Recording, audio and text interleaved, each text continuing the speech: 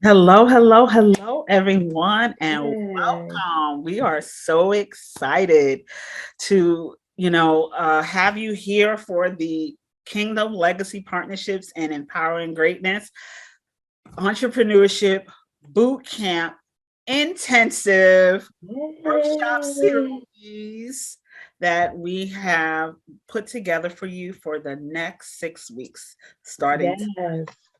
And before we get started, I just want to say a little bit about my co host, who is just totally phenomenal. She is a Philadelphia, PA native. Go Philly. And her name is Theresa Satchell.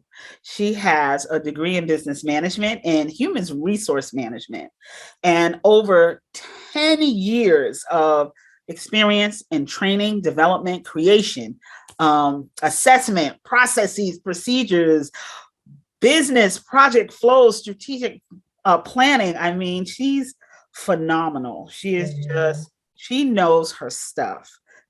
She is the visionary founder of a wonderful company, Kingdom Legacy Partnerships. She is a key player in training and equipping all entrepreneurs to rise to full profitability.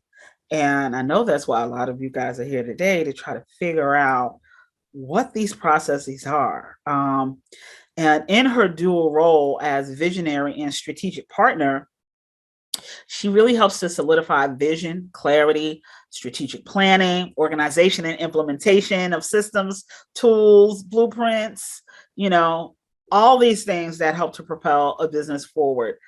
Just amazing all around, an amazing entrepreneur. She really helps uh, navigate. She helps entrepreneurs navigate their big picture. She makes sure that they have proper foundation, that they build their business successfully, and that it results in growth and longevity. So, Theresa Satchell of Kingdom Legacy Partnerships, I just wanted to really introduce her so that you understood one half of the powerhouse that you're about to see tonight. Yes. Yes. Thank you for that introduction. Oh, you're I welcome. I appreciate that. And before we, go on, I just wanted to, for those who attended our icebreaker session, the icebreaker was basically about entrepreneurship.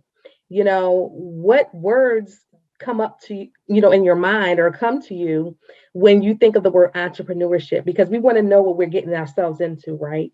So that was our icebreaker. It's all about entrepreneurship and the journey. What words come to you? You can still do that icebreaker on your own.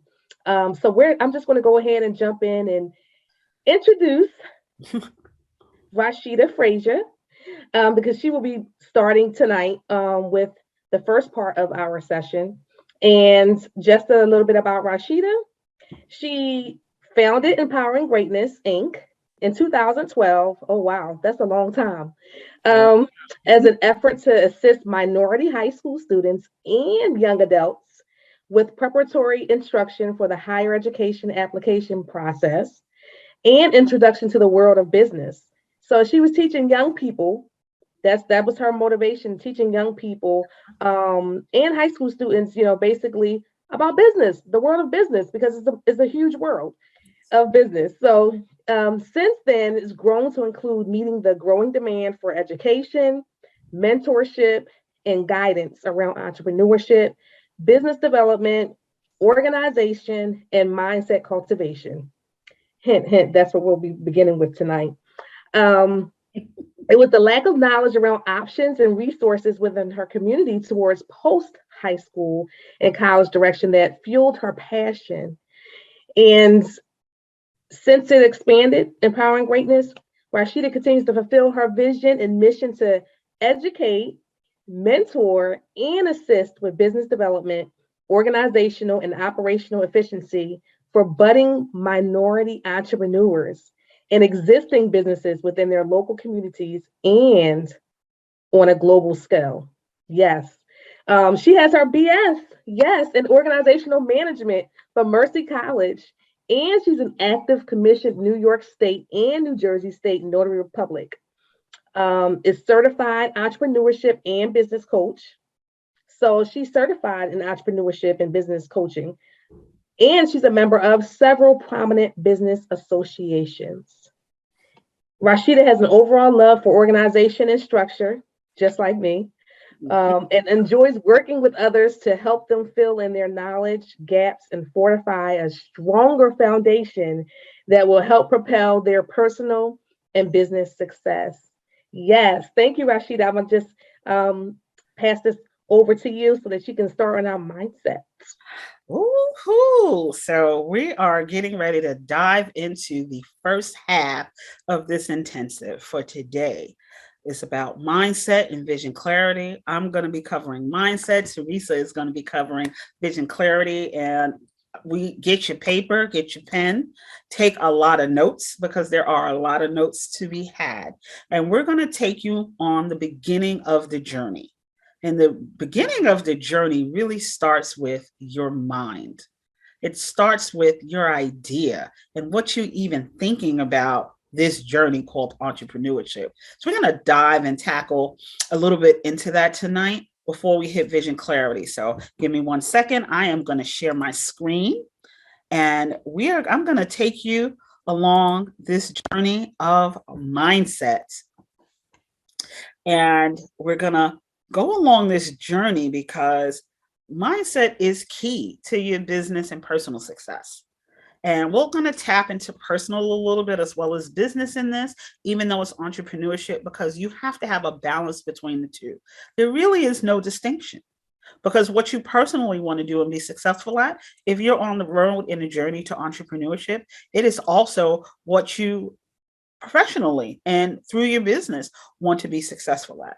So we need to be able to tackle both.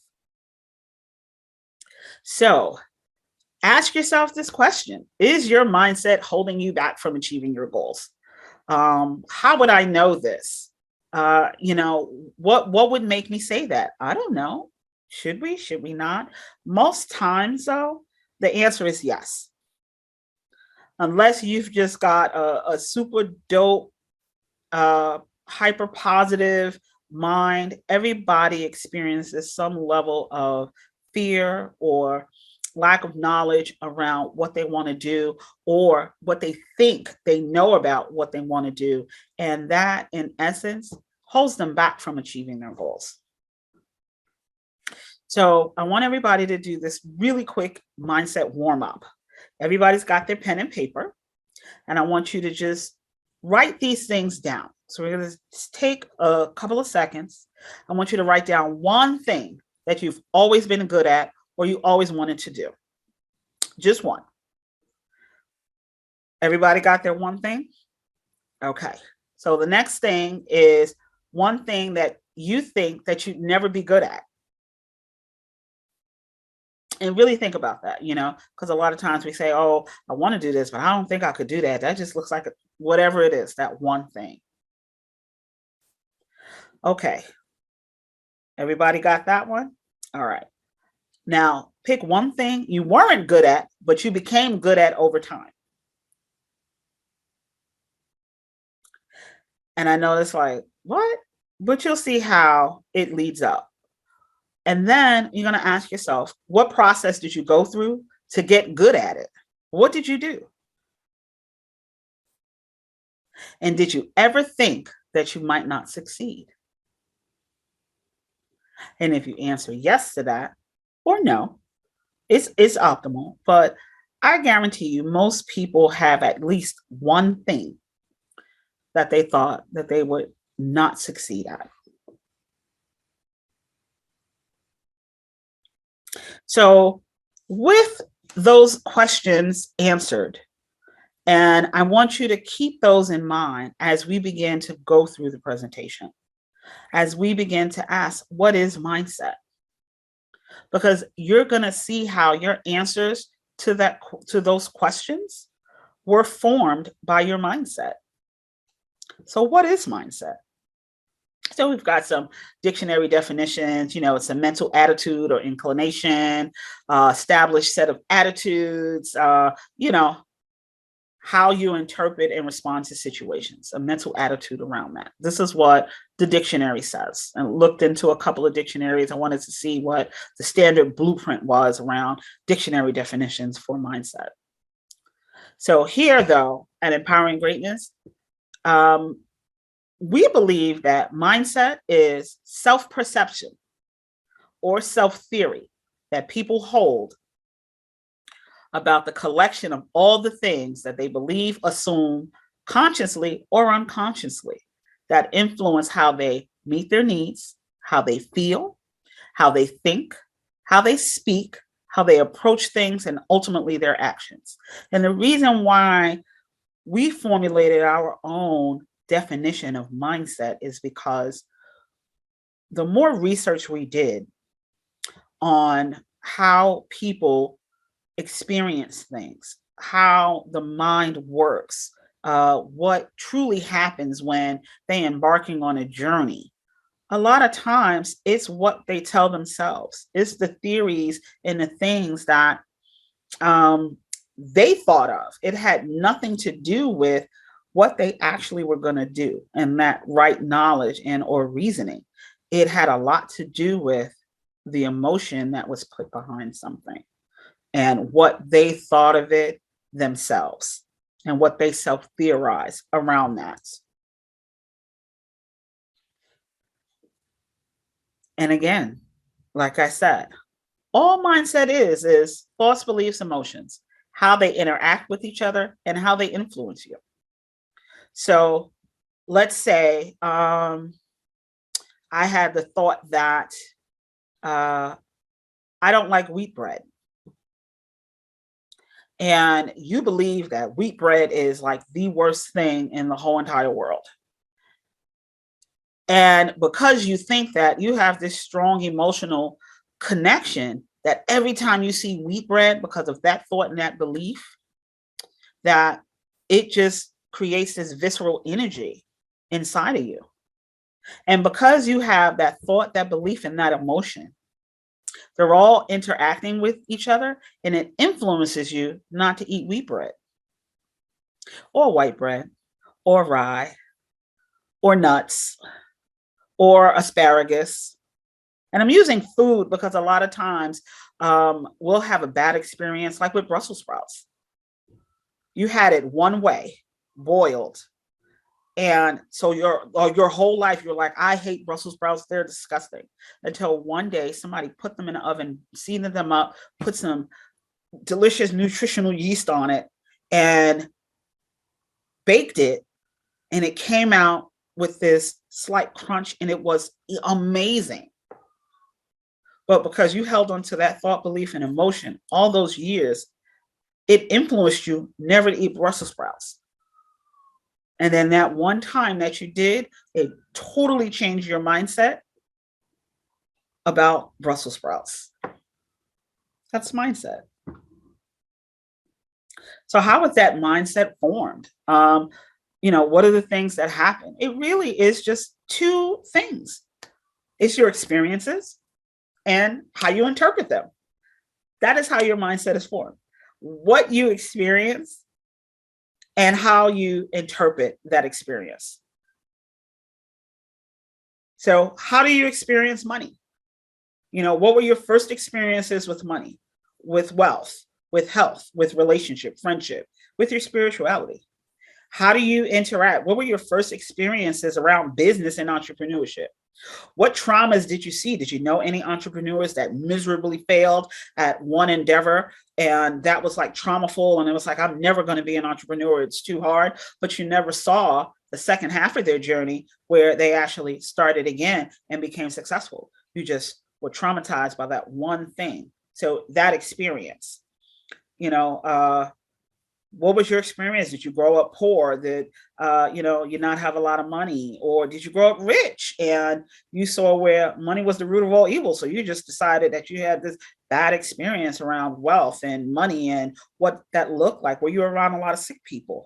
Those experiences, and then how you interpreted that for yourself on what you were and were not going to do based off of that, and that what you were never going to do or how you were going to do it, That's how your mindset ultimately got formed.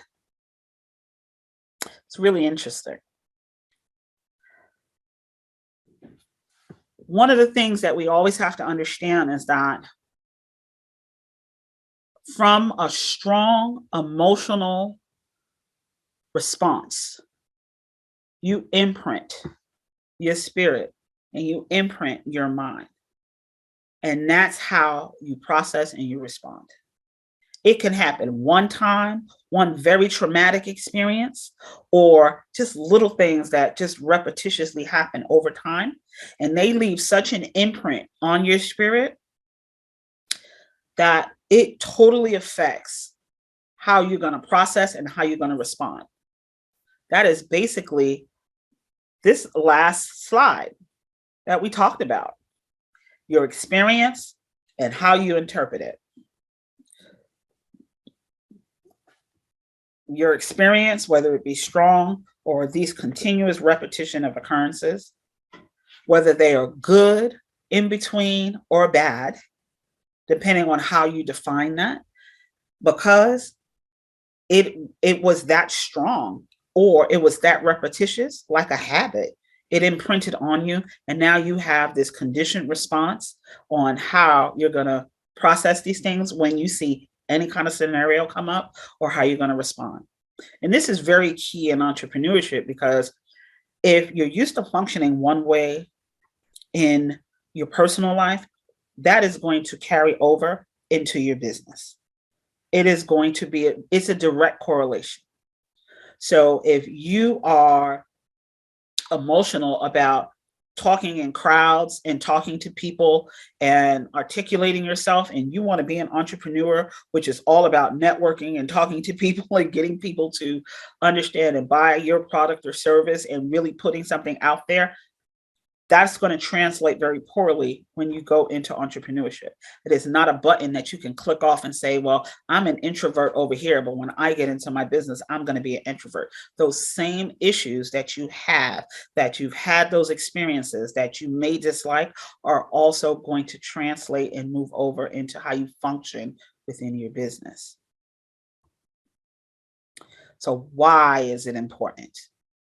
Why do we go through this? Because it's going to influence and determine everything in your life. If we don't pay attention to how we think, then we're not going to pay attention to what we do and what we don't do. You have to be strategic. If we don't pay attention to our mindset, how are we going to know how we're going to act? How are we going to react? We could miss out on opportunities that are going to be so amazing because we have the wrong idea and the wrong belief and the wrong emotion around something. And we don't give it an opportunity because we've already formulated our mind that all situations like this will end up like this. Think about your relationships: husband, wife, children, boyfriend, girlfriend, business, colleagues, boss. Think about all your relationships. How many times have you been in a relationship and, because you think a certain way, you're stuck in that rigidity, and you don't give the opportunity for any type of relationship to grow and blossom the way that it needs to, because your mind is stuck here. And it basically affects everything else in your whole entire life. What you do with your mindset, that's why it's so important, because it could sway you positively or negatively in any direction that could totally take away your ability to be successful. It's really that simple. So let's just go a little bit deeper into mindset. So you hear a lot of people say positive mindset, positive thinking, positive outcome. What does that mean? Oh, I think positively. I think at least 5 positive thoughts a day. So because I'm thinking it, it's going to happen. Well, that's one part of it. It's not the only part. it really is more than just positive thinking. It's about, it's a balance. It's about being balanced and having a healthy mindset, not just positive, but healthy. Because you could think that telling somebody off is positive, but that's really not healthy, is it? You got to think about it. You have to weigh those options. It has to be balanced. And it's a balance between health and positivity. So we ask ourselves, what are our influences? You know, how do we respond? And what is our action around these key areas? Because basically, these key areas, money, success, wealth, health, career, entrepreneurship, relationship, these are the key areas of life. I don't care who you are. I don't care where you are on your journey in life. I don't care how old you are. These are universal principles that affect us. And then there are sub layers within each one that bring about the totality of your life. So, what is influencing your responses around all of these things? How are you really looking at that? What is your mind telling you about um, money? You know, what is influencing your money habits? What is influencing your response around success and you being successful and your ideas around success? Uh, what is influencing your ideas around wealth? And if it's something that you can attain, or if it's for all, what is your idea of wealth, period? What have you been shown? The same thing with health. Health and wealth are synonymous, they go together because you could be wealthy and unhealthy. But if you are healthy, even if you have a little bit of money, you are wealthy because you're able to do things and create things because you have the health to do that. But you also have to look at what your definition of wealth is because it's not the same for everybody. So, what's influencing your response and your action around these things? And I put career slash entrepreneurship because some of you may get off of this call and say, I really don't want to be an entrepreneur, but I can apply these same principles to my career. I can look at how I want to advance in my career. So we're not going to leave it out because you're either doing one, the other, or both. You are doing one, the other, or both.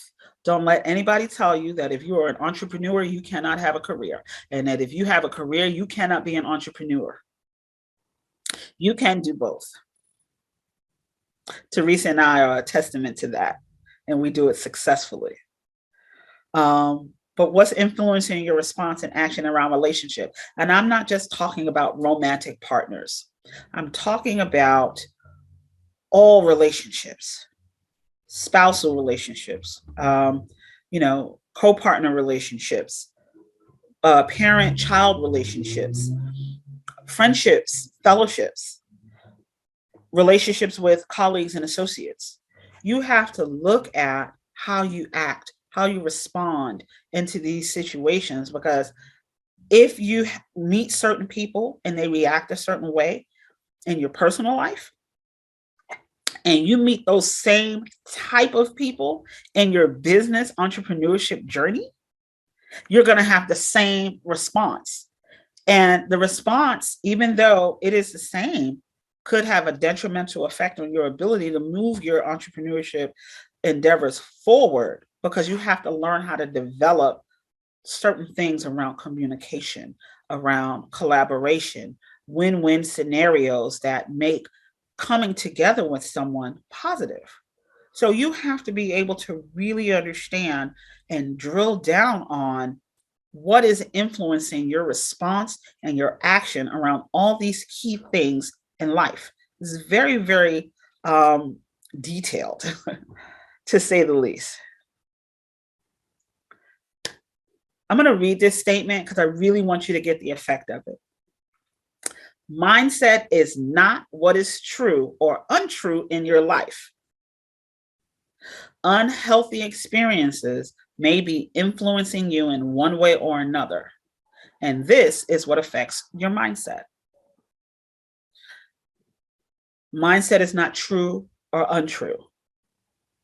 It is the quality of the experiences. So if you are having positive experiences, then those positive experiences are going to influence you in one way or another.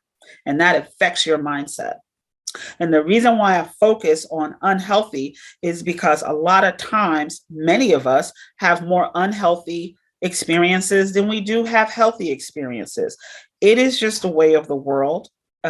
I am aiming to change that in everything that I do within my life and everything that I give and I brief to everyone on this webinar, as well as everyone that I touch, that we can shift our unhealthy experiences and not have it negatively impact our mindset.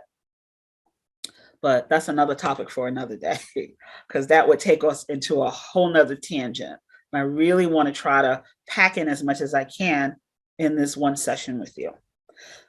So you have to understand that it doesn't matter what's happening in your life, it's how you respond that affects your mindset, is how it influences you. I got in a car accident in November, I believe it was, and knocked down, drag out, flip over car accident. Traumatic experience. Most people would never get behind a wheel again after that. I rented a car the other day just to drive around my block because I was determined to not let that very unhealthy, traumatic experience stop me from driving. It affected me, but I didn't want it to affect me in an unhealthy way, where now I'm spending excessive money on Ubers. I'm scared to get behind the wheel of a car. I'm never going to drive again. People are crazy. Guess what? It is true that I got into this very traumatic car accident. I could have died. But I didn't have to let that unhealthy, traumatic experience influence me in a way where I was never going to get behind the wheel of a car again. I shifted my mindset and I allowed that not to affect me negatively. I used it as a tool for empowerment. Go back, take a couple of defensive driving lesson courses, get healthier and refresh yourself to get back on the road again. Make sure that you're prepared this time. Go over things that you may not have done or you didn't pay attention to. Be armed. Could it happen again? Absolutely. Will I let it affect me? Absolutely not. So that really is a great example of the crux of what this statement is and how you, again, allow these unhealthy experiences that happen in your life to influence you. Ooh la la, money problems. So let's just take a look at this. And the reason why I touch on this is because as an entrepreneur, you want to make money. You want to work for yourself.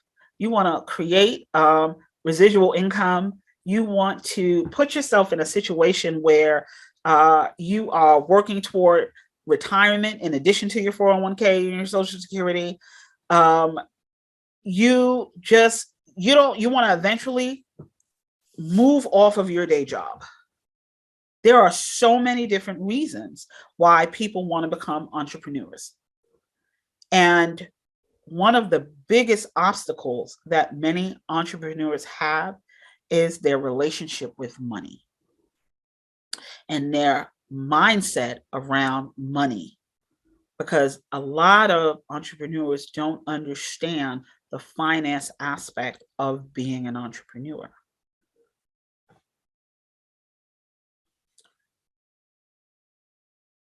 The most common theme with every entrepreneur that I have worked with is their unhealthy relationship with money. Some people are so scared of making money that they self-sabotage themselves on their journey. And they have to fix that relationship with money and really begin to understand that and really shift their mindset around that if they're going to embark on this journey, because this journey is not for the faint, but it's so worth it if you can work through these things and really get through it. Money mindset is our unique core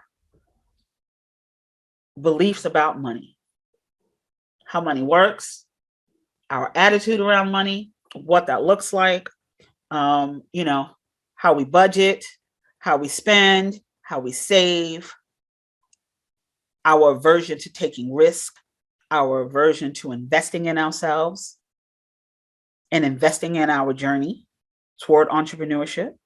If you're on this, then you've taken a step to change your relationship about money because you invested in this course. And that's a good first step, because there are a lot of entrepreneurs who will not do that, who will not invest in the foundational tools that they need. They will just jump head first with very limited information and not fixing this very key foundational element that they need to set themselves up correctly along their journey.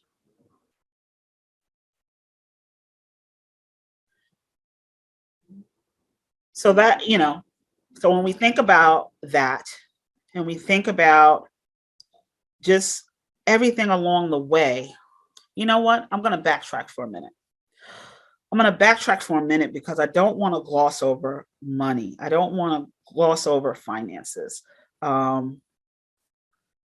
me explain to you, which we will go more into depth in our finance section, but I want to give you a glimpse into that money mindset.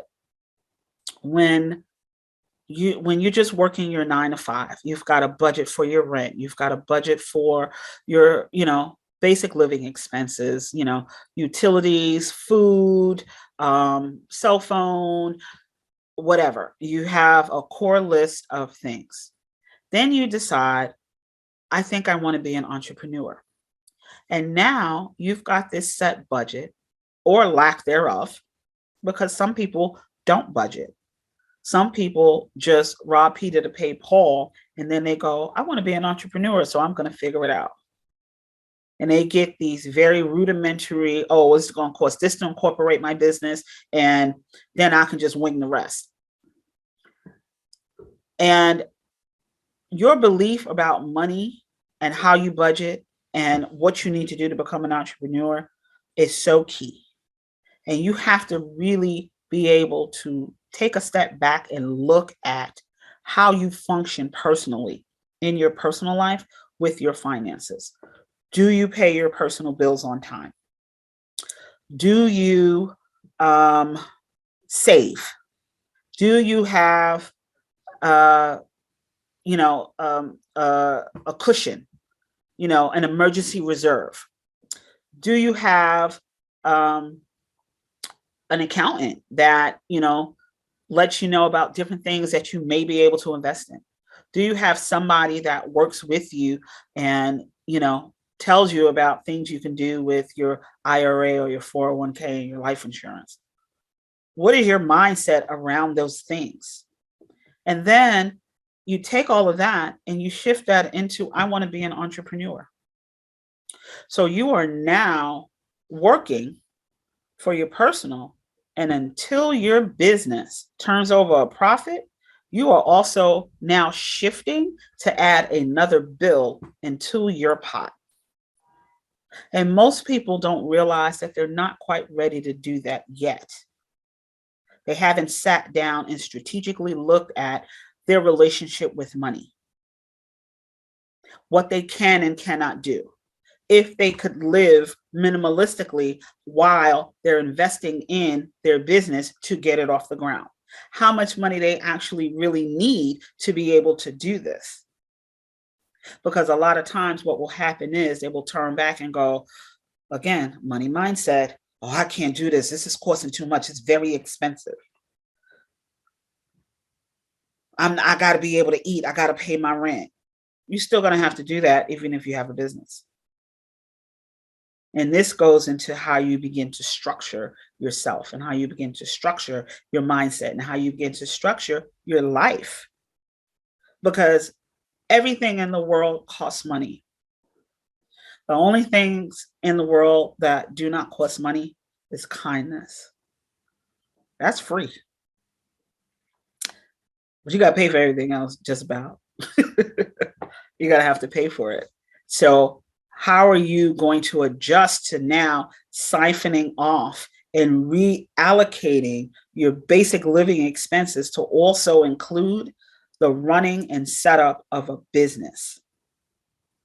And what are you willing to do? Because it is the same amount of money that you have, making it from your W-2 income, unless you have a major investor, an angel investor, or just someone who, a rich auntie or uncle that's just like, here, take this $20,000 and go forth and start your business.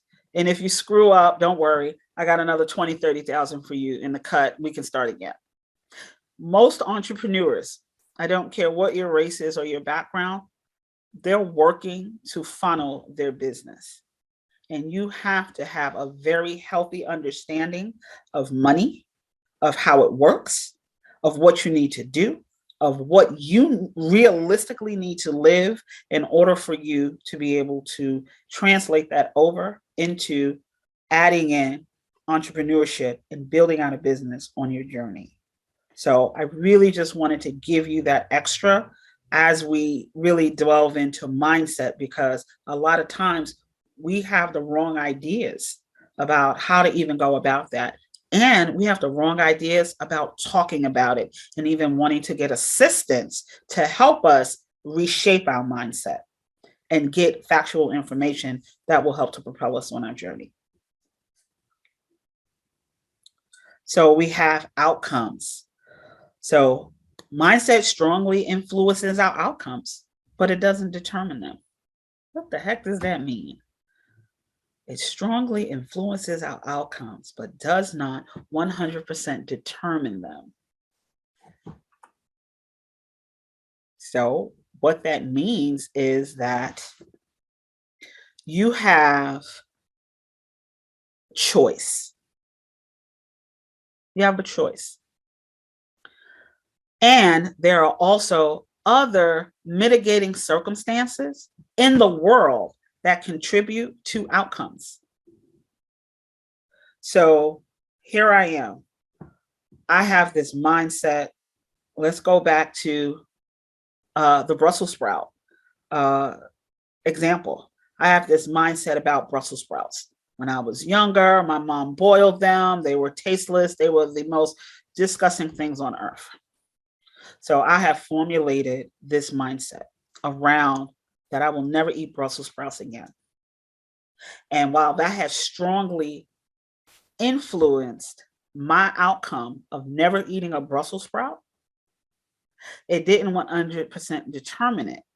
And that is because there was one instance that was totally out of my control when someone seasoned up these Brussels sprouts, put them in an oven, baked them, made them so delicious, put it on my plate, and it didn't look like the Brussels sprouts that I grew up with, that I had said I would never eat again. And I put it in my mouth and fell in love. And that's why, even though your mindset will strongly influence the outcome, it will not 100% determine the outcome, because that outcome at any given moment, based off of a shaping factor that presents itself that you may not even be totally aware of, will shift that and change the outcome of what you once strongly thought was going to happen. And the same thing happens in entrepreneurship. The same thing happens along the journey. The same thing happens in life. I am never going to do this, or this is never going to happen, or this is not the thing that is going to pop up. It's not. And you just know it, and you have this conviction, and then something comes and disrupts that. It's crazy. And why does that happen? Ask yourself, why does that happen? It's because your brain is a muscle, and it flexes and it changes and it shapes itself. And you can do things along the way to change the mindset, and things will be done and new experiences will happen to change your brain and change your mindset. And you can walk into a room and have a whole new experience with something that was totally opposite than that first unhealthy experience, and your brain will recalibrate itself to now not hate this thing anymore and give it an opportunity. That's why mindset and outcome are synonymous like that, because it's changing, it's adaptable. And a lot of people don't believe that their brain is adaptable, but it is. We flex it all the time. We go back and forth in our thoughts. We think about, what do we want to do? What do we not want to do? You know something is not good for you, so you begin to train your brain, train your mind. I got to fix this. I can't stay like this. I have to change. Something's got to give. Brain flex. It's a brain flex. And it's called neuroplasticity. So we're getting a little scientific, but this is literally the crux of how you begin to work on changing your mindset. These are one of the tools. Neuroplasticity talks about how to adapt to environments, to actions, experiences as we go through life, and that your brain evolves with each new experience, and that your brain grows with each new environment that you're put in. You were in a bad environment and you couldn't thrive all of this time. So your brain adapted to that non-thriving environment. And then they totally take you out and put you into an environment that gives you all the tools that you need. And your brain readapts to that. And all the things that you thought you would never be able to do, you are now accomplishing at great feats. Because your brain adapted, it changed, it flexed its muscles, neuroplasticity, and you've just changed your mindset. And this is an actual scientific terminology. It is actual study, research. You can Google it. You can look on Google Scholar. There are so many articles now out over the last 10 to 15 years about research on the brain. And it's phenomenal research. I that's the nerd in me. I love reading stuff like this and how it pertains to what we're trying to do along our journey. And for a lot of people, entrepreneurship is that journey. So how do we fix ourselves? How do we change our environments? How do we change our experience and our actions? How do we reflex and reshape the muscles of our brain to help change our mindset? So I'm going to give you a couple of brain mindset exercises that I'm just going to go through. And at the end of the 6 weeks, you'll get these exercises to be able to, practice and go through, because I think they're key. I think they're important, and they help to really flex the muscle. They help to put you in a state of change. And again, like any exercise, the brain is a muscle. You have to do that. You can consciously decide that I am going to change the way that I think about something. I am going to put myself into new experiences. So let's go through some of these exercises. So we have exercise 1, self-exploration, right? If it's not clear, let me restate that our current mindset influences how we shape our future moving forward. If we have a mindset that is fixed, remember I said we're stuck. We don't want to do this. We're never doing that. Then chances are you'll be stuck in that same position. And that same position is not where you want to be, especially if it's not moving you forward. But there are things that you can do to change that, and activities that encourage change. And I know you hear a lot about mindfulness meditation. I am here to tell you that I have been doing mindfulness meditations since 2001. And I remember the first time I heard about all of these little meditation things, and I was like, they work, but you have to be consistent with it. They have a lot of books out here on mindfulness meditations. They teach you how to breathe. They teach you how to what to think, how to move forward in your actions, being very strategic and very deliberate and looking at your response to things. You start to really take a mirror to yourself and say, what am I doing? You can do mindfulness meditations 5 minutes a day. Start, a traumatic experience happens, take a minute, sit down, close your eyes. Start looking at what happened. What part of my body got tense? What was my reaction? What could I have done differently? And when you begin to do that, it changes the landscape and the scope of how you're going to react, how your mindset is going to change.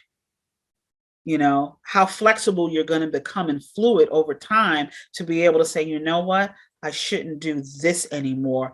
That is not healthy. I need to unstick myself from that and move in a different direction. Because you're flexing your muscle to help change your mindset through the experiences. It's very intentional work. Moving your body, Tai Chi, Qigong, yoga. I have to tell you, one of the best exercises to keep you loose, keep you limber, keep you focused.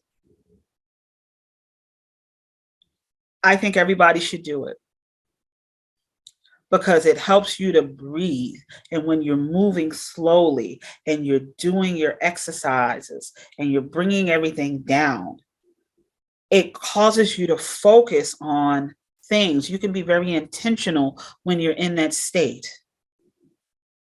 You're moving energies within your body.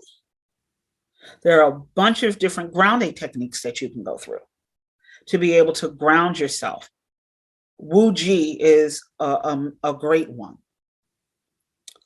which is basically the art of standing still and allowing yourself to feel the energy rise to the top and the bottom of your body. Journaling, begin to write things down, how you're feeling, what is going on, what happened in this situation. Because when you actually take it out, take the experience and you put it on paper, you get to go back to it and read it. And when you read it, when you're calm, you begin to see how crazy a lot of the things that we go through and how our mindset around something and our response to what happened is going to influence our mindset on what we think we're going to do and not going to do. It slows you down. Developing a personal vision. How do you see yourself? Where do you see yourself? How do you want to see yourself?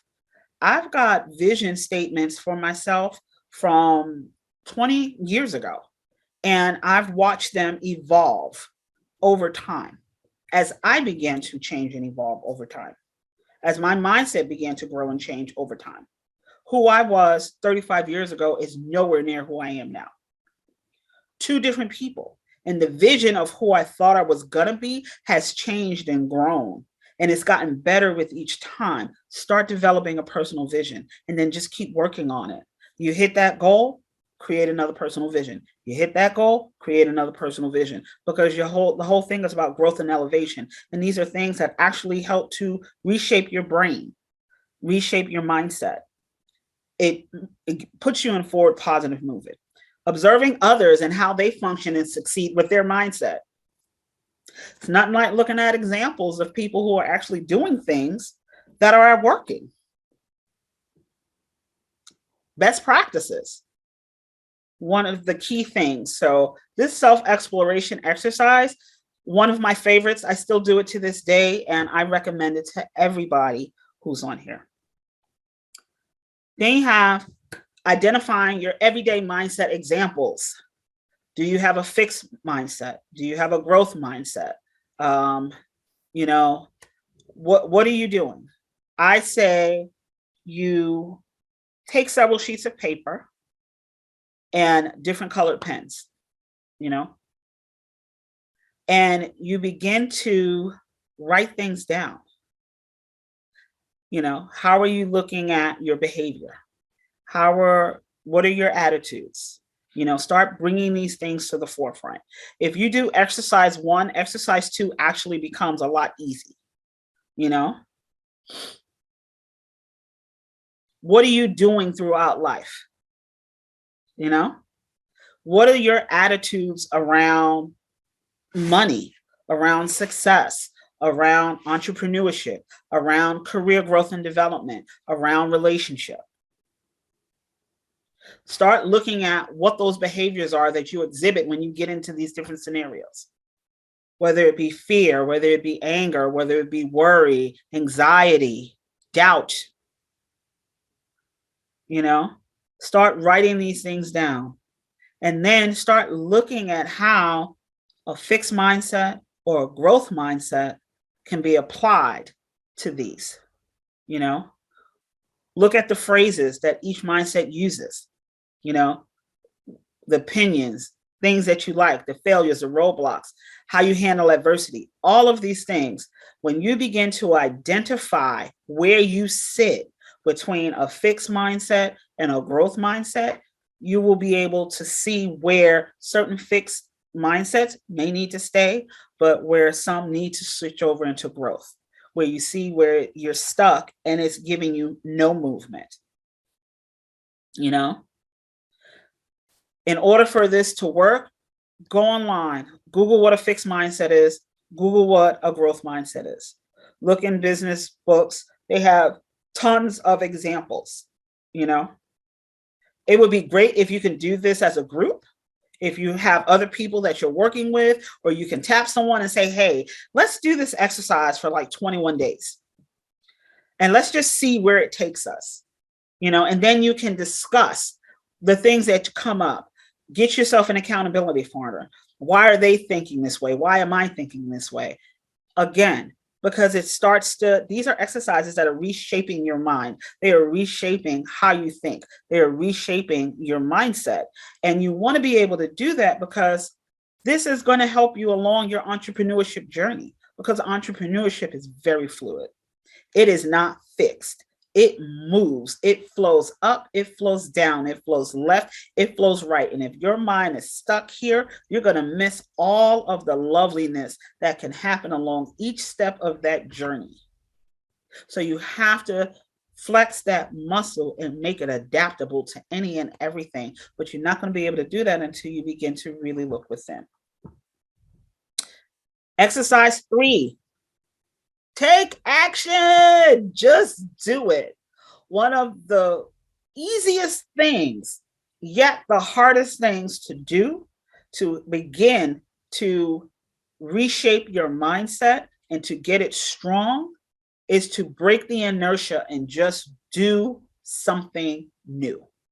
I don't care what it is, because when you do something new, you're building a habit, you're learning, and yes, it's tough, but if you've always been fixed that I'm never going to do this, I'm never going to do that, and then, it takes you a while to come out of that comfort zone. It takes you a while because you're stuck. But if you can just do one new thing, doesn't matter what it is, and develop that habit, you begin to reshape the neurons in your brain, all those synapses, and it starts to affect your mindset. It starts to move you. Coming out of your comfort zone is one of the best things, just meeting it head on and saying no. And I'm going to be honest with you, you got to start doing more. If you want to develop, if you want to grow, if you want to change, it's about doing something, not just about the stuff you're passionate about. It's about exploring things that you've never even thought about doing, because that's how you develop and expand. And you might learn something new that will give you an idea about what you're trying to do in your business. And it will give you that crux and that meat of understanding that will help to propel you and even give you more foundational tools along your journey. So always try to take action and break the inertia, come out of your comfort zone and do something that you wouldn't normally think about. Exercise 4, self-reflection. So if you remember, exercise 1 was self-exploration, but self-reflection is a little different, because it looks at your external rather than your internal. It focuses your skills on, what you've built, how you were able to develop over time. What does that look like? What are the things that you've done? When I remember the warm-up exercise, I said, hey, think of something that you wanted to do, that you thought you couldn't do, that you thought you wouldn't succeed at, that you started or you weren't good at, and then you became good at it. This is self-reflection. I always say, when you're a baby, you come out and it's Google Gaga. You cannot move. And then you grow. And then you're crawling and you're sliding all over the floor and sliding backwards. And it's like, oh. But something in your baby brain has you determined. You're about to get up and walk like everybody else. And it take you a while because you don't get it. You finally get on those 2 feet and those legs and you wobble and you fall. I've got 3 children. I know. They get up and they fall and they get up and they fall and they get up and they fall and they get up and they fall, but they still keep getting up. And then eventually they begin to move and they get up, they fall, they move. They shuffle, fall, get up, move. Shuffle, fall, get up, move. It is a process. But when a child begins to walk, eventually it becomes second nature. And then they're sprinting all over your house and knocking everything over. Life is the same way. Create a habit. Start looking at it. When did you first start this? I was not good at it, but I worked at it and I worked at it and I worked at it. And I created this habit. And you self-reflecting, you was like, you know what? I remember when I couldn't even do 1 push-up. And now I can do 100 in 2 minutes. You have to build up. So you have to look at those things that you've already done and begin to really reflect and say, wow, I really did that. I really did that. I'm starting a new job. It is a learning curve. But I figure within 6 months to a year, where I started and where I'll be, 2 totally different places, because I'm not going to give up on what I need to learn and what I need to go through and the exercises that I need to do. So this is another good exercise to reflect back on what you've already done in your life, new skills that you can, glean from that, how you've gotten there. And it's so important, because a lot of times we say, oh, I'll never be this, I'll never be that. And you don't realize that you've already done some great, amazing things already that you've gone through. And you need to pay attention to that. Look at all those things outside of yourself that it's like, I really couldn't do this before, and now I can. And then think about where you're telling yourself you can and cannot be along your journey for entrepreneurship or your career. Or you can and cannot do XYZ with money, when there was a time when you had no money and you were trying to figure out how to rob Peter to pay Paul. But in that time, you were able to save. You were able to pay all your bills. You were never behind on anything. You owed nobody nothing. You need to look at those situations and that relationship with money at that time, because there was something in that still made you very successful. And that's how you're going to do when you now have to add this other thing in, which is like, how in the holy heck am I going to do this? Because you already did it before. So you have to employ those same tools. Again, all these things that help to reshape your mind and get you ready for your journey. And then exercise 5, actively look for opportunities to learn. Just about anything. in industry, out of industry, to the side. Take up knitting, do something. The brain just needs to be in movement. It needs to be in motion. It needs to have opportunities to learn and grow, to experience something new. And the more you do that, the more comfortable you're going to become at being uncomfortable. And it's going to really help to teach you about your attitude around things, around starting something new, around fear, around breaking the inertia of all these things that impede us and keep us stuck from entering the journey, or when we get on the journey, continuing with the journey just because we hit a roadblock or a bump. When you learn something new, it teaches you how to adapt and maneuver. It teaches you flexibility. When it's something that's new and then you be like, wow, I'm determined to finish it, it teaches you perseverance. You're determined to get this. And those are the same qualities that you're going to need along this journey of entrepreneurship. And then it comes down to the power of words, which is another aspect of mindset. How you talk to yourself, the things that you say. Because words are extremely powerful. One of my favorite quotes, words can inspire and words can destroy. Choose yours well. So what are you saying to yourself? What are you saying to your mind? What are you telling yourself about you that is either inspiring you, that is giving you cause for action to move forward, or is hindering you and keeping you back and stuck from the things that you need to do and that you want to do in your life? Change your words, change your mindset. Change your words, change your mindset. Change your words, change your mindset. If you keep telling yourself you can't, you can. You know, what do you repeatedly say to yourself? What words are you using? Are they positive? Are they negative? What is the vocabulary that you use? What are the things that you think about that? How many times you hear, if you have children or you hear young adults, oh, I'm never going to be able to do that. Then you're never going to be able to do it because you done already told yourself that you can. You done spoke yourself into that. Oh, I'm trying. I don't know what you're trying to do, because if you're trying, then you never did it. And you're never going to do it. You're just going to stay in try mode.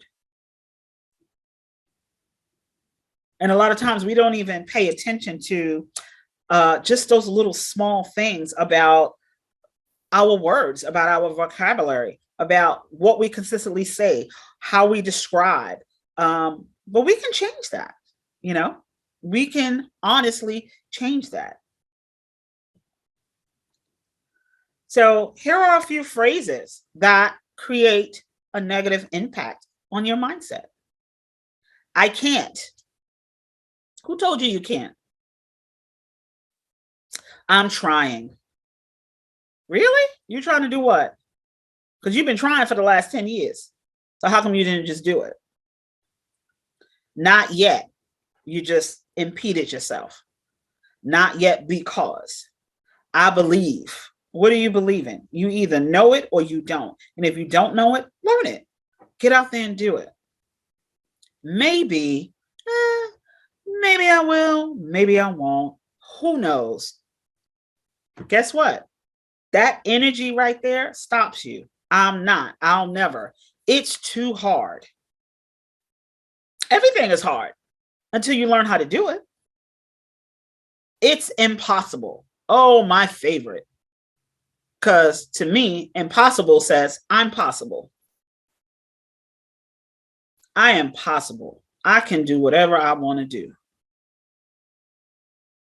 But if you say it's impossible, you've locked yourself into that impossibility. And the only reason why it's impossible is because you haven't done it. And while you're sitting here saying it's impossible, somebody else is saying, oh, it's very possible. We're about to do this. And they're doing it.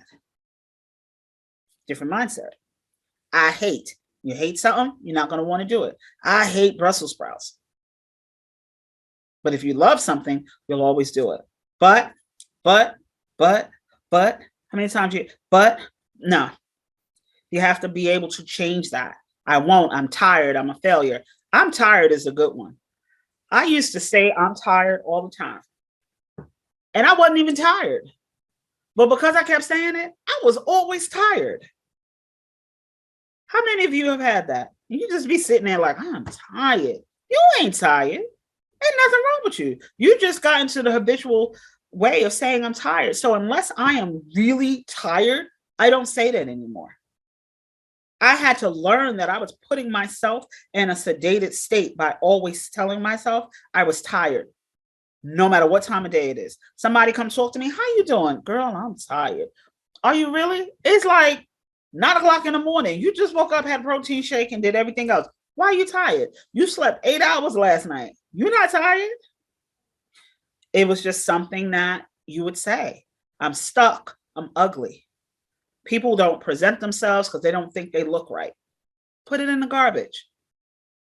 Put it in the garbage. Problems, I'm useless, same day, why? There are so many phrases that we use that really impede us from forward movement, from positivity, from growth.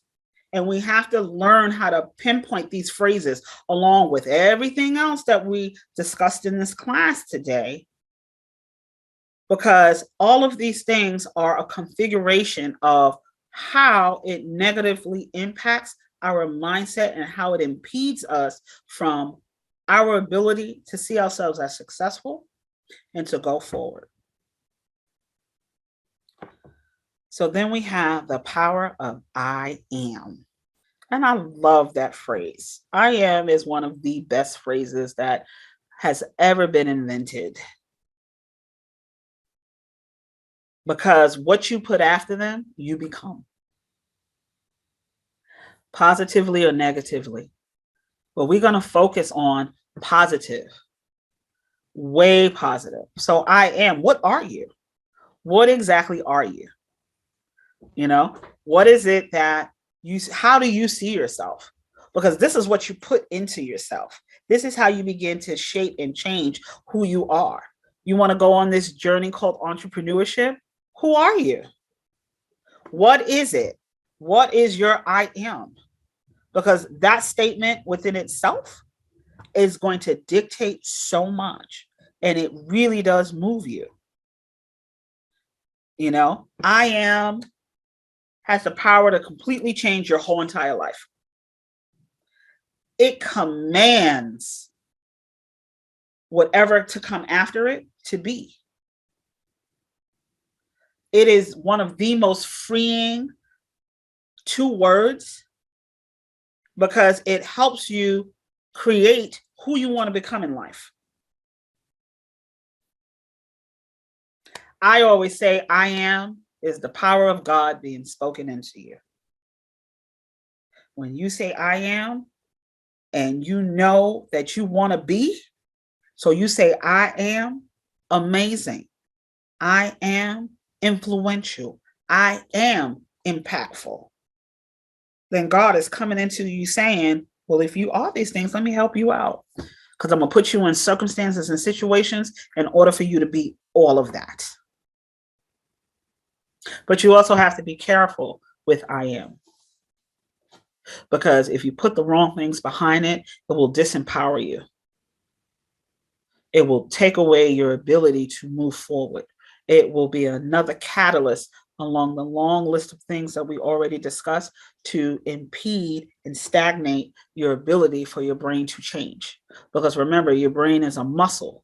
So you're either conditioning it to move forward and excel or to be stuck and stagnant and hold you back. You know, you have to look at all of these things. It is going to be such it's just a phenomenal way to begin, to add to be an enhancement along your journey, is to really go into changing and understanding the vocabulary and the science behind words and how we self-sabotage ourselves on a daily basis. So, couple of I am affirmations. I want you to create your own I am affirmations that you repeat, visualize, and meditate with daily. It is important to add that to the work that you're going to be doing to shape yourself and to get yourself ready for the journey of entrepreneurship. Here are a few to get started with. I am worthy of my dreams and goals. I am the power to change my life. I am a successful entrepreneur. I am determined and will never give up. And just a few, again, I am amazing. Be the game changer. Get out here and be everything that you say you are. Don't give up. Be optimistic. It's part of the job description. If you're going to be an entrepreneur, you cannot be pessimistic. You have doomed yourself and your business and anything that you are trying to do to failure. You have to be optimistic. You have to look at the bright side. You have to be able to wipe yourself and be able to give yourself a level of clarity within your vision for what you're going to do. And that is so important. So if you don't manifest and really work on this mindset piece and the importance of it along your journey, then you're going to miss out on the clarity of vision that you're going to need. And that is actually a great segue into the next segment, which is Theresa. And Theresa is really going to talk to you about vision clarity and how, piggybacking off on what I said, that directly relates to the entrepreneurship journey. So Theresa, please, by all means, go ahead. First of all, you did a phenomenal job because I'm over here taking notes as well. But one thing, like you just said, with the whole how, I'm piggybacking off of the mindset thing, you can't even begin to have vision or clarify any vision without the mindset, because you're probably not putting forth the best vision that you could see for your business or for where you're trying to go, because you have maybe limiting beliefs, or you're kind of holding back, or self-sabotaging because of your mindset. So this is amazing. Mindset was really awesome. I'm glad that it kind of introduced the vision portion. So I'm just going to pull up my. So while she is pulling up her screen, I hope that everybody who is on is really getting some value and some impact from what we've discussed so far. Yes. And they are taking loads and loads of notes, because the next section is going to be just as phenomenal, because it's really going to start diving into that journey. Yes. Even more.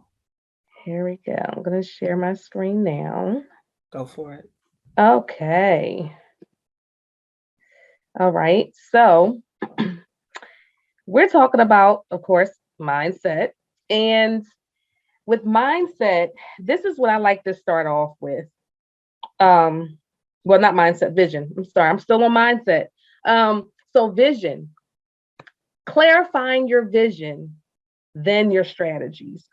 Just clarifying your vision, period. And we're going to go and dive deeper into vision. But I just wanted to share this to kind of start that off.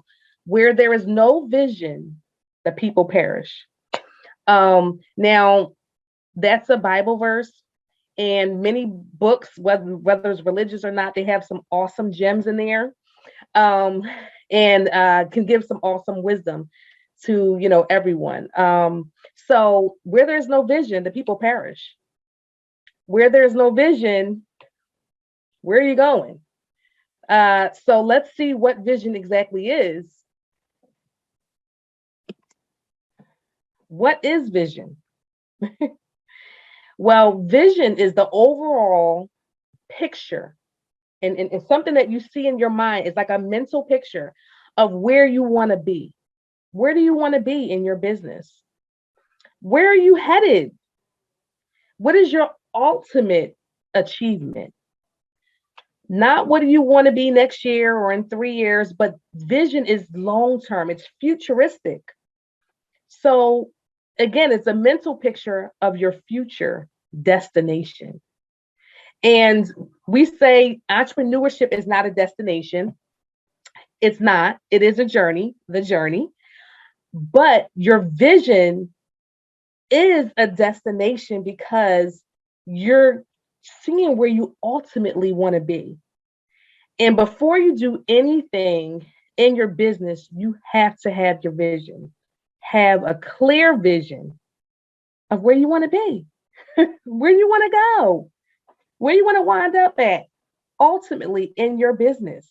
What do you want people to say about your business when you're gone? What was the legacy that you left about, regarding your business when you leave this earth? Now, vision is very important. You have to have vision, where you're going, where you're headed. And this is why. It's needed because it helps you with decision making on the journey of entrepreneurship. Again, it's a journey. So when you ultimately know where you're going, where you're trying to go, where you want to be, what you want to become, your organization or your business, what do you want your business to become? You have to know that so that you can make decisions in your business along the journey of entrepreneurship, because your decisions should line up with the vision you have for your business. Once you lose sight of your vision, you're making sporadic decisions that may ultimately negatively impact your business and go in a totally different direction than you intended it to go. And so that's why it's important that I even say that you should have your vision written down. You should have your vision written down somewhere where you can see it. You know how people have the vision board?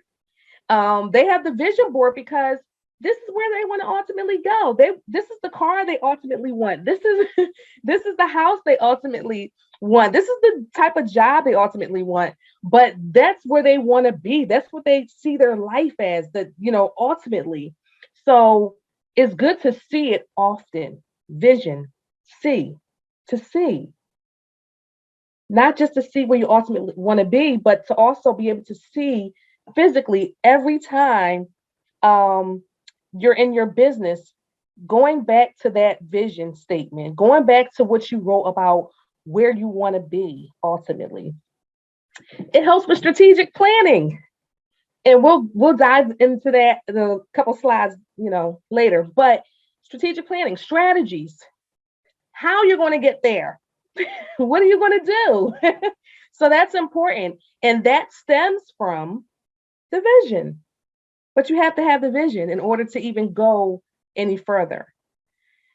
It helps you with direction. It helps you to stay on course. I know some entrepreneurs who were offered a lot of money to do some things or to, speak about some things or make an appearance at certain events. And they actually declined. And some people will say, well, wait a minute, they were making all this money. They were going to pay them all this money, but it went against where they were trying to go. It went against the ultimate vision they had for their business or for themselves. And it wasn't a bad thing, but you have to stay focused when it comes to your vision. Again, because if not, it's going to be hard to stay on course. You're going to lose direction. Having vision eliminates distractions. It eliminates things that you shouldn't be paying attention to.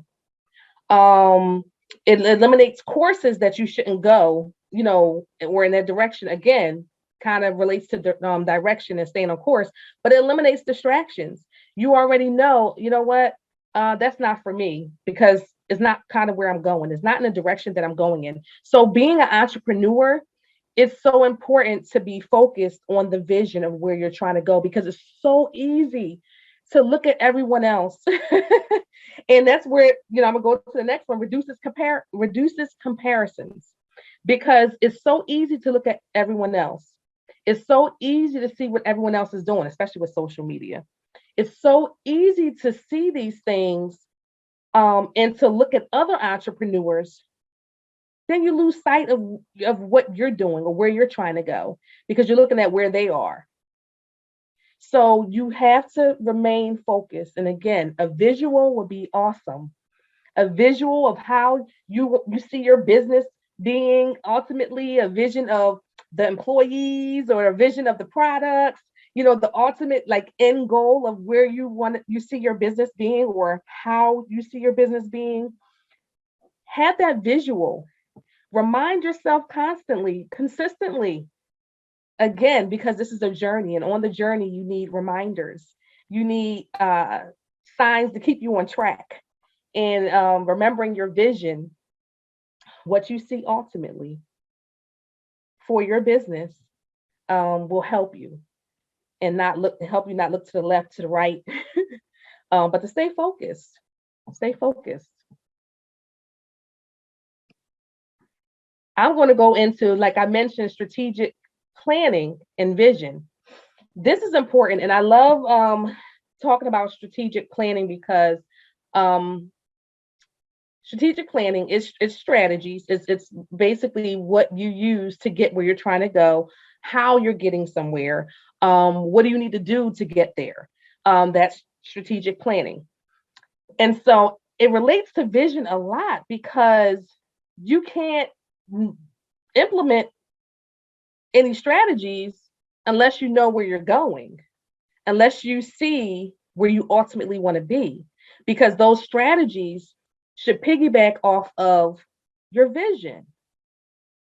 And so there's two different types of strategic planning or strategies. There's short-term strategies that will ultimately help you go towards your vision, and there's long-term strategies. So short-term strategic planning and long-term strategic planning. And they're both needed, because short term, you have what, maybe you want to look at 5 years from now. You want to look at this year, because there's a prime example, 2020, COVID.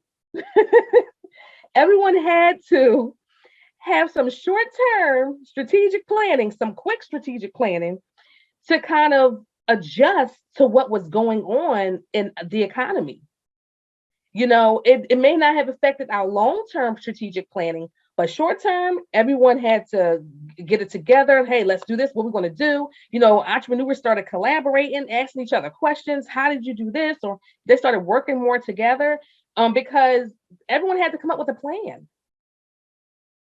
But even in that time and during that time, you still had to remember your vision.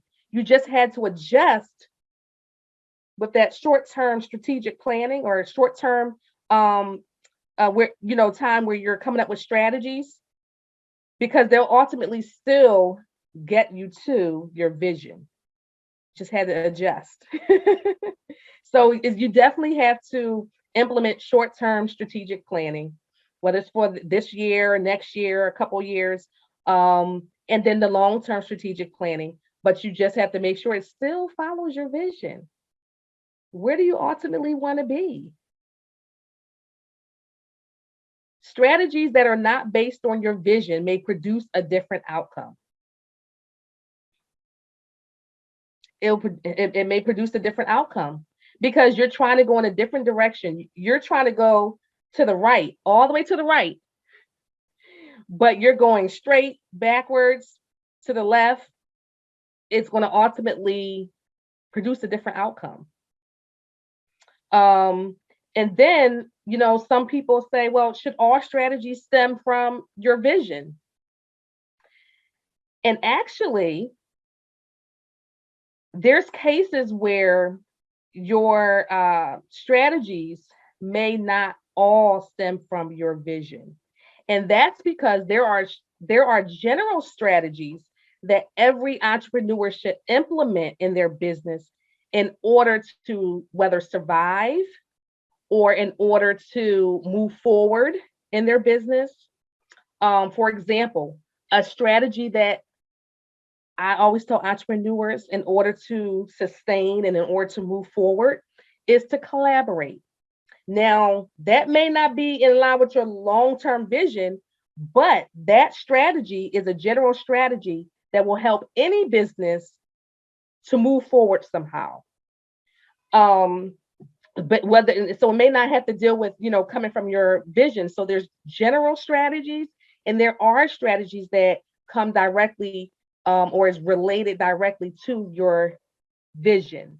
So that's something that you want to think about as well. That's one general strategy that I tell everyone. Collaboration is a general strategy for every that can benefit every entrepreneur. But then you have those specific strategies that are for you, specifically for your organization, specifically for your business, and that's based off your vision.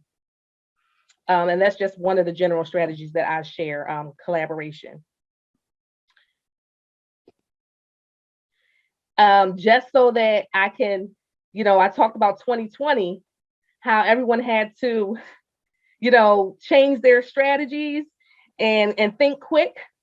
In entrepreneurship, you have to be proactive when the unexpected requires you to recalibrate. That's what we had to do, recalibrate. And your failure to adapt robs your relevance and your impact. So on your way to your vision, you still have to be able to think quick on your feet, to adjust with the times.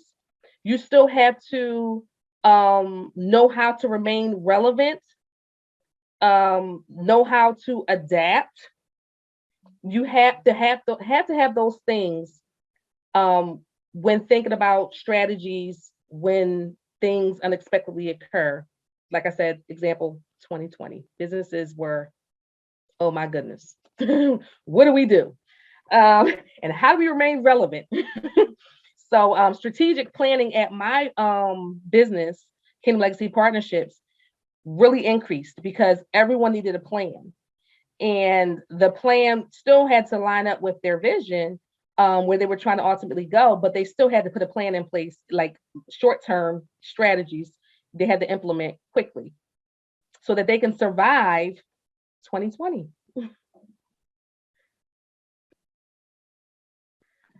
And that goes into me saying vision may remain the same, but goals and strategies will change. And that's important to know, like on this journey of entrepreneurship, because um, you'd be surprised that even though you use strategies or have to change strategies, say you're implemented a strategy, it's working for you, but then something happens, then you have to change it. You don't panic.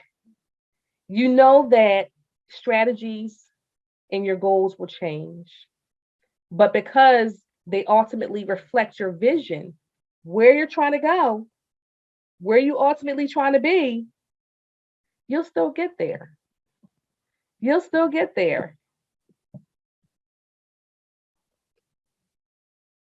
And this, I want to kind of go into vision statements, because a lot of times people get confused with a vision statement and mission statement.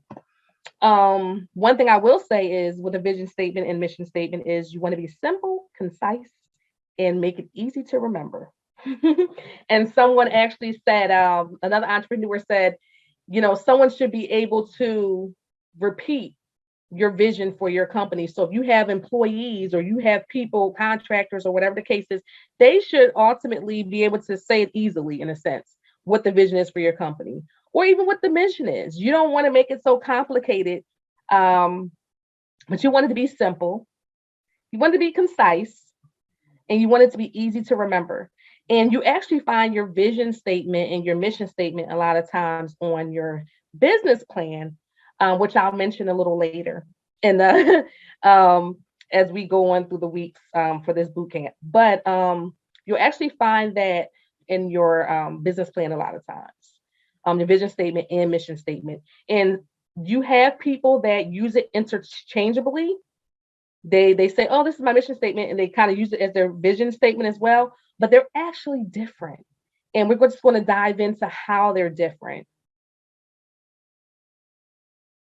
And before we do, just remember, this is actually one of the biggest biggest verses, the biggest difference. Your mission statement focuses on today. Your vision statement focuses on tomorrow.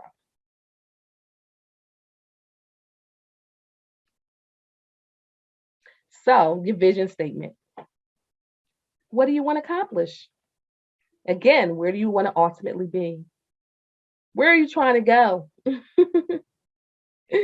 What legacy are you trying to leave? What do you want it to look like? What is your ultimate destination? Mission statement. How will the vision be achieved? So what do we need to do? What is our mission in order to get there? What do we need to do in order to get there? And one thing I will say, they both help direct your goals, because without a vision statement and without a mission statement, how are you going to create goals? You need some type of blueprint or something, because those goals need to reflect something, and they need to reflect where you're trying to go. Where do you ultimately want to be? And I want to just kind of keep that repeating in your head. Where do you ultimately want to be in your business? Where do you want to go? What is the mental picture you have in your mind for your business?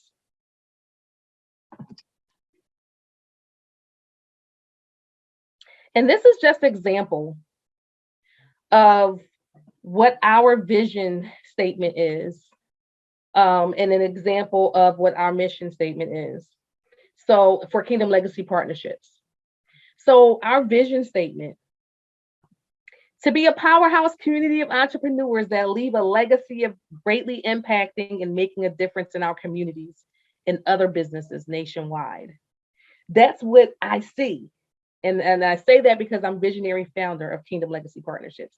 And so that's what I see. I see us being a powerhouse community of entrepreneurs that's leaving a legacy, like even after we're gone, of greatly impacting and making a difference in our communities and in other businesses all over. I see it.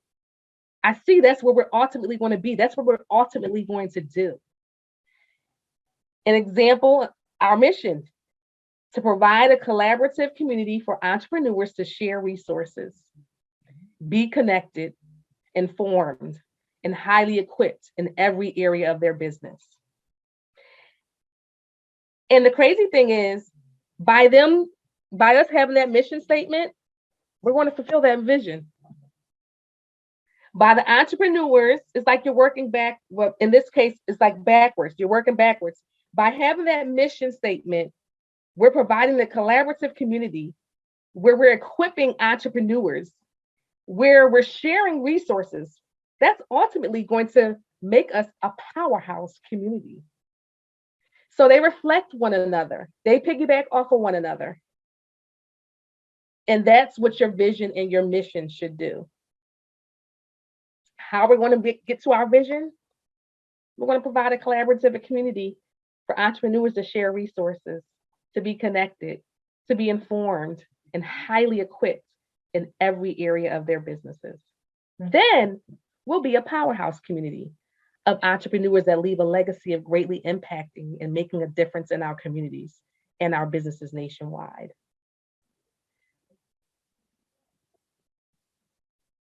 One thing I will say, and I am guilty of this,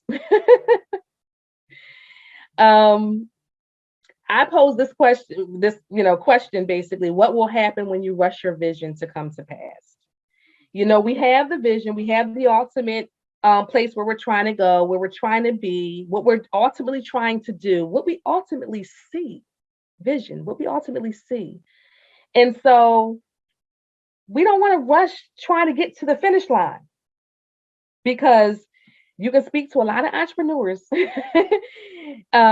It's a journey, and that's why we've called this boot camp the journey, because it is a journey. What will happen when you rush your vision to come to pass? You miss out on important lessons. You're trying to get to the finish line. You're trying to implement all these things to exactly get to the vision right when you start your business. Mm-mm. You will miss out on important lessons. You'll miss out on the journey. You'll increase your chances of failing because you're rushing to get to the finish line. You're rushing to the destination of where you ultimately see yourself being. It takes time. You're not allowing your business to evolve. And that's a big part of entrepreneurship, evolving. Your business evolves. You evolve.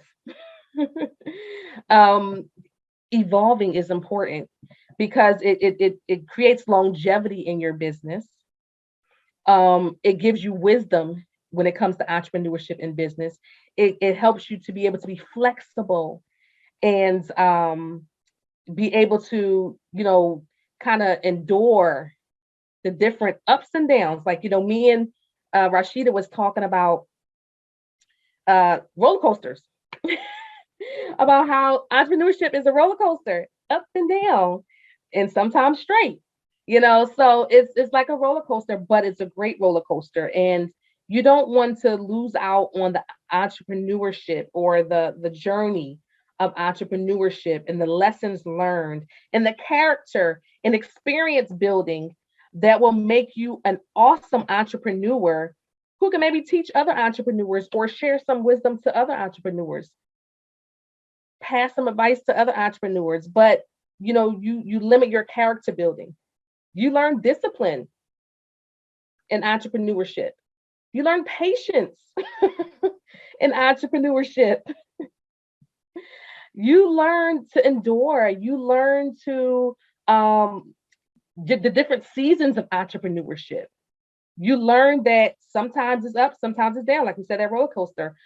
There's so many facets of entrepreneurship, and you don't want to miss out on that because it ultimately will make your business last.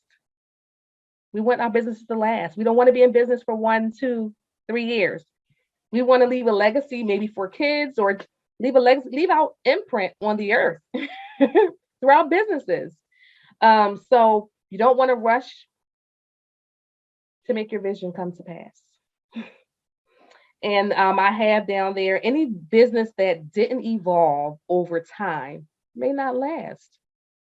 Businesses evolve. They evolve through price changes. They evolve through, like we talked about, strategies. They keep changing. The goals change.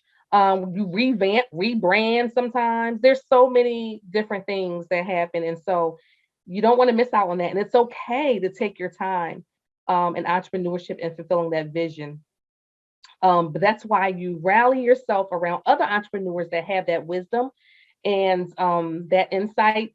And you know when to go, you know when to chill, you know when to stop. You get wisdom.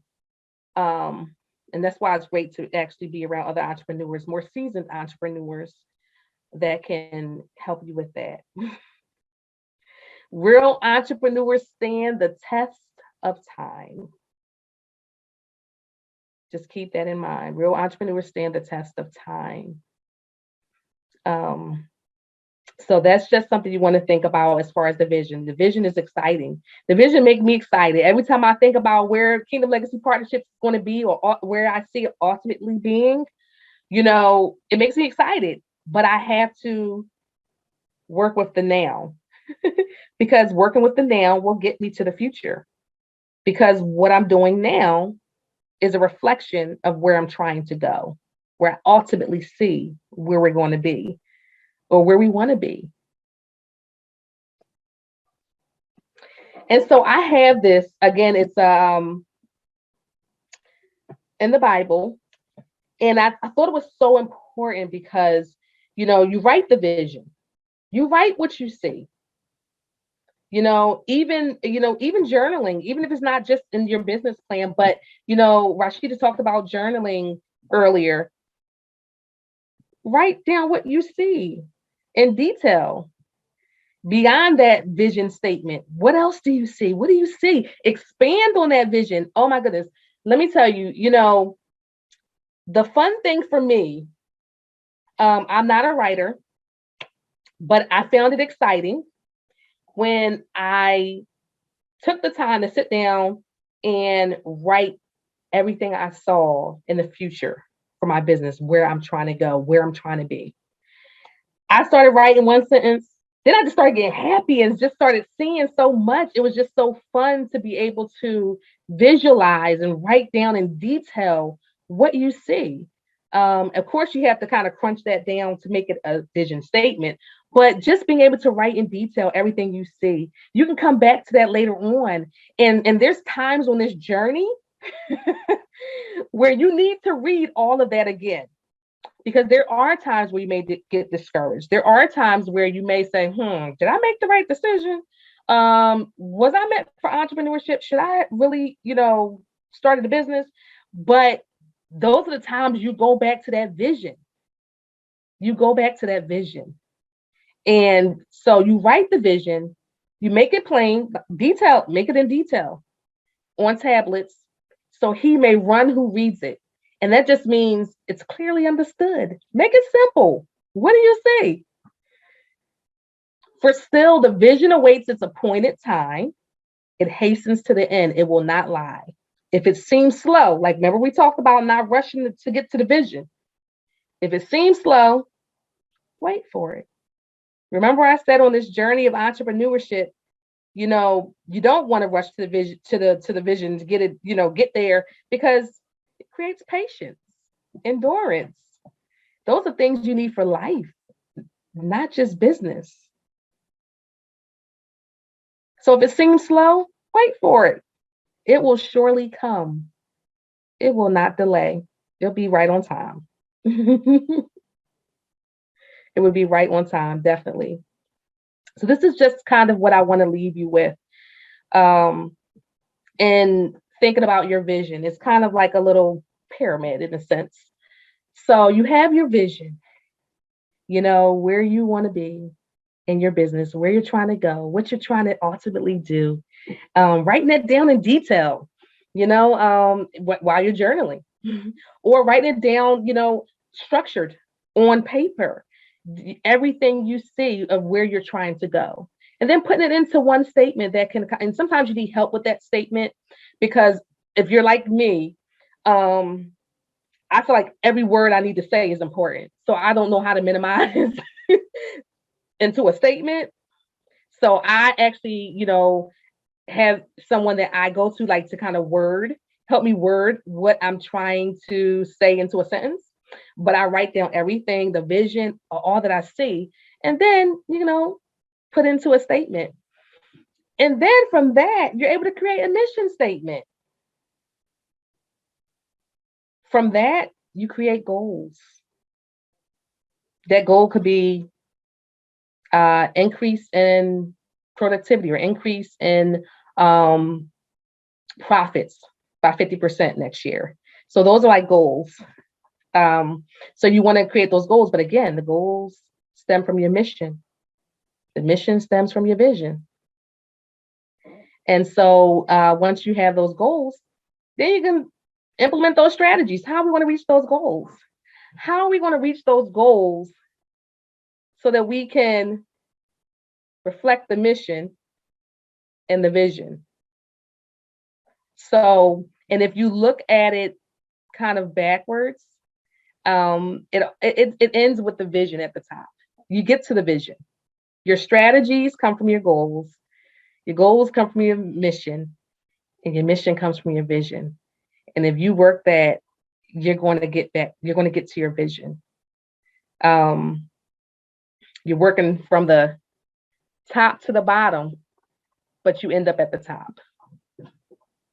You end up at your vision by doing it that way. So another thing, just so that you can know a little more about the vision part, everyone's vision is different. So it's important to make sure you safeguard your vision, what you see for your business, what you see where you're trying to go, where you're ultimately going to be.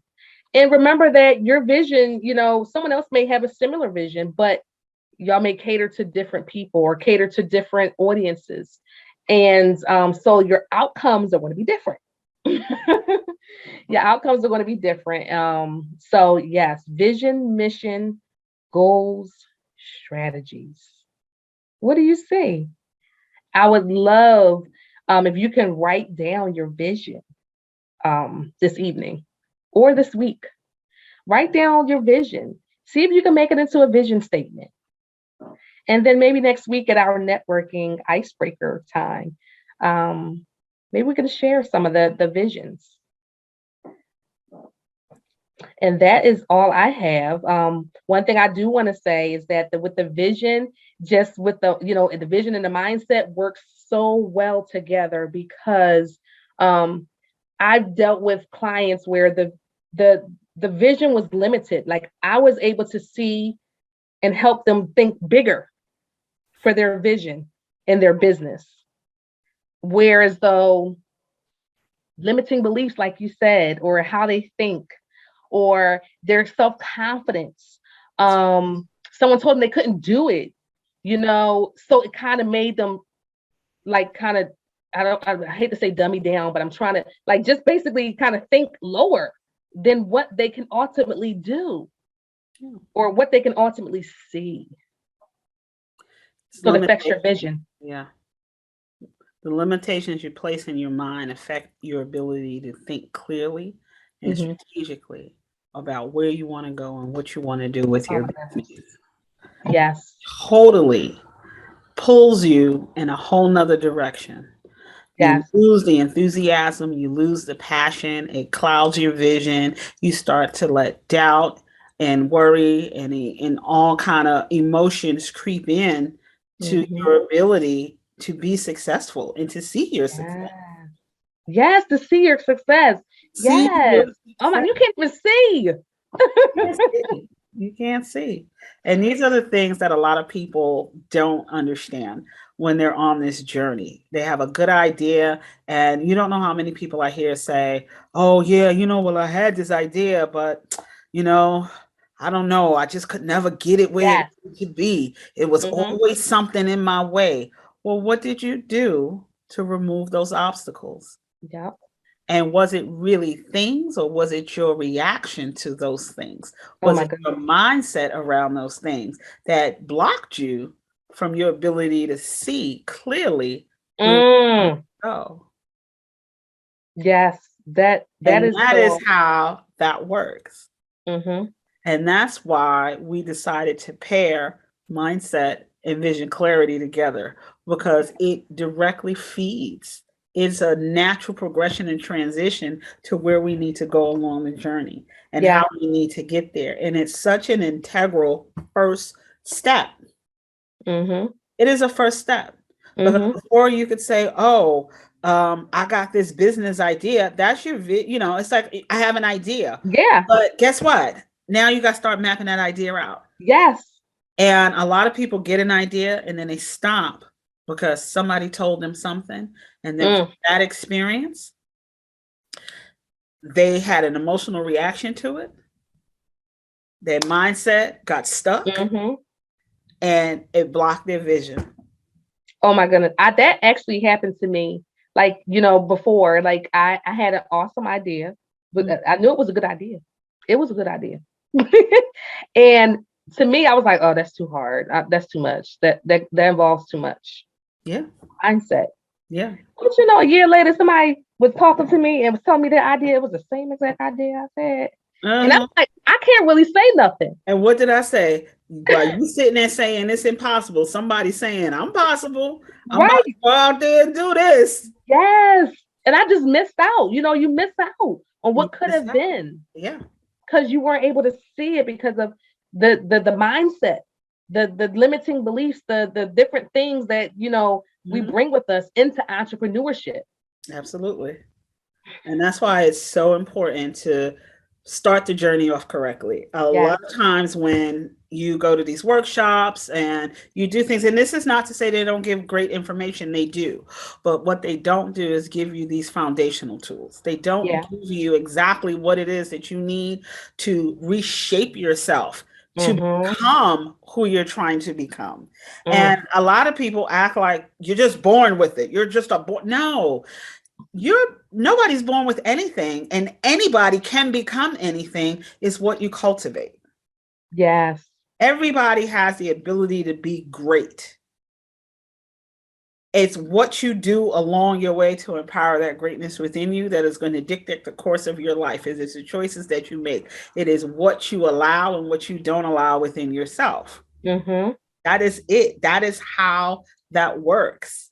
Yes. Is how it works. So we always just have to kind of really remember that as we're going along on this. So you guys have gotten, I hopefully, well, no, not even hopefully, scratch that, reverse. Yes. You guys have gotten a wealth of information on this first session of the entrepreneurship journey. Mm-hmm. Okay. And I believe that it was as intensive as the intensive states that it was, because Yes. I learned so much from Theresa, tremendous amount that I need to now go back and maybe just revamp and relook at my mission and my vision and make sure it's still solid. Make Mm-hmm. sure that I've implemented the vision and the mission and the goals and the strategies. And Yeah. then look at my strategies and make sure that they align with my goals and align with the mission that aligns with the vision. So it allows us to bring it this way and bring it back in reverse. And we need Mm. to do those exercises all the time. We need to make sure, because whether you want to do something small like an Etsy kind of consignment shop, guess what? You still need a vision for Yeah. that. You still Mm-hmm. need, why do you want to do this? What is your end goal for this? What do you want to Yes. accomplish? You know, how are you Yes. going to get to that accomplishment? Entrepreneurship is not about being the next Jeff Bezos, even though that is not a bad idea. If you can pull All that, right. I say go for it. I am with you. And if I can help you, then let's move. But it's not about that. It's about your level of success, where you want to go, what Yes. you want to accomplish. And that varies depending on the entrepreneur. It varies on what it is that you want to do, your skill set, what you want to give, your product, your service. What is that? Mm-hmm. Why? Your why. Mm-hmm. Why do you want to do this? So get your mindset around that. Get your mindset around that so that you can clearly see why you're doing what you're doing. Your vision is your why. Yes. Yes. Oh my goodness. Oh, Your, you need that on this journey. and Like I you need said, that. you need You that need to look that. at. Your vision is your why. You You have to remember, like, why am I doing eloquently, this again? why am I doing this again? Because this is my end goal that I want to accomplish. Yes. Why do I want to accomplish this? You have to have your why reason. What is Mhm. it that excites you about Yeah. doing this? Yes. And I Yeah. don't care what it is, it's yours. It's Mm-hmm. your passion, is your vision, is that is what you embody. Mm-hmm. So I don't know if anybody has any comments or questions that they want. They can type it in the Q&A.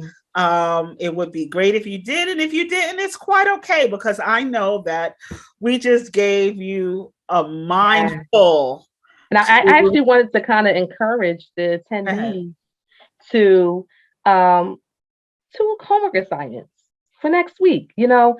Try one of Rasheeda's exercises. She's going to be sending that. I'm going to be Um, sending that out. and so You'll try have one that of the by tomorrow. exercises. Mhm. Yeah, try to see if you can be consistent with that. Consistency is key, but just try one. And then also work on your vision statement. Mhm. Write down everything you see. Have fun. What do you ultimately see? Where are you ultimately trying Perfect. to go and be? What do you want to be? What do you want your business to become That's right. ultimately? And then, see if you can do a statement from that. If not, just write down what you see. It's important to see clearly. Mhm.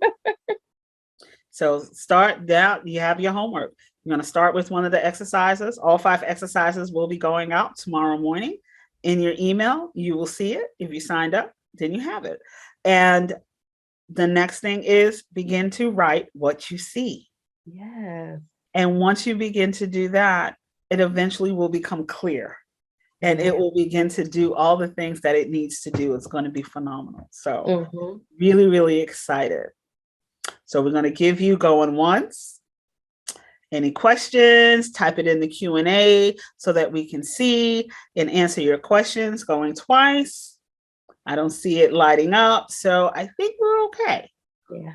For now.